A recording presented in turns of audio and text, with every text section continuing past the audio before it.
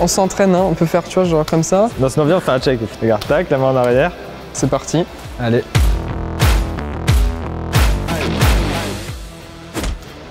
On est au moins d'accord sur la même année. C'est la même année.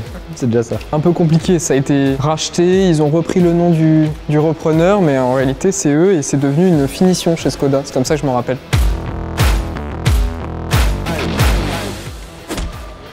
Bon, bah, la même réponse. C'est parfait. On est d'accord. Je suis pas du tout sûr de la date. Moi non plus. Groupe Volkswagen, c'est sûr. 1960 à vérifier. Ok. On la refait?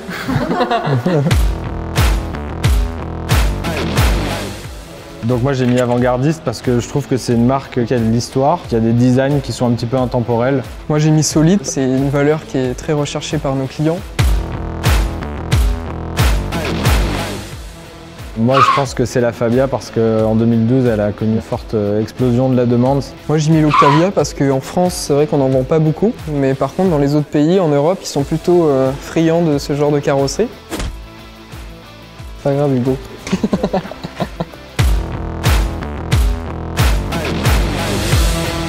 C'est souvent le couple qui va avoir 2 enfants, peut-être un 3e qui va arriver. Donc plutôt le client qui va aimer la sécurité à bord, de la place. J'ai mis sportif, je voulais pas parler forcément de la voiture, mais tout simplement des clients. Parce que souvent c'est vrai qu'on se rend compte que la plupart de nos clients ils aiment bien les activités. Ils peuvent autant faire du camping sur le toit de leur voiture, comme charger un paddle dans le coffre. Skoda c'est fait pour répondre à tous les besoins du client, mais de la vraie vie.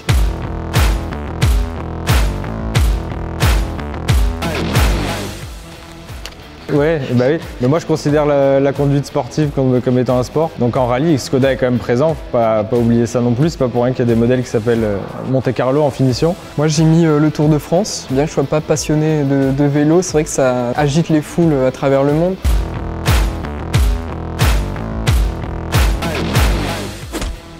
Notre premier modèle électrique et pour le coup c'est déjà un succès. L'année dernière il a été le véhicule électrique le plus vendu en Europe. On a la chance chez Skoda dans le groupe Volkswagen d'avoir une autonomie qui est assez importante puisqu'on dépasse les 570 km d'autonomie et c'est ce que les clients recherchent avant tout.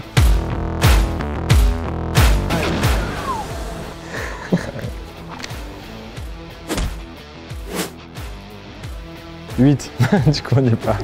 Et la question qui va suivre c'est quelle est l'origine du logo?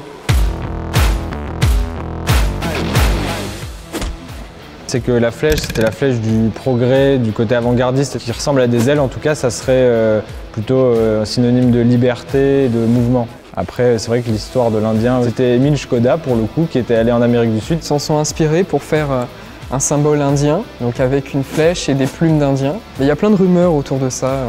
En fait, on sait jamais. Mais la question se posera plus parce que du coup, maintenant, le logo devient juste l'écriture numérique de Skoda. T'es prêt à la dérouler? Et donc, fais un effort, Louis. Fais un effort. Donc cette année, en fait, les 130 ans de Skoda. Donc 1895, la création. Aujourd'hui, on est en 2025, ça fait 130 ans. On peut voir que c'est donc du coup une des marques les plus anciennes au monde. Ça, beaucoup de gens le savent pas et qu'on est passé par beaucoup de types de modèles.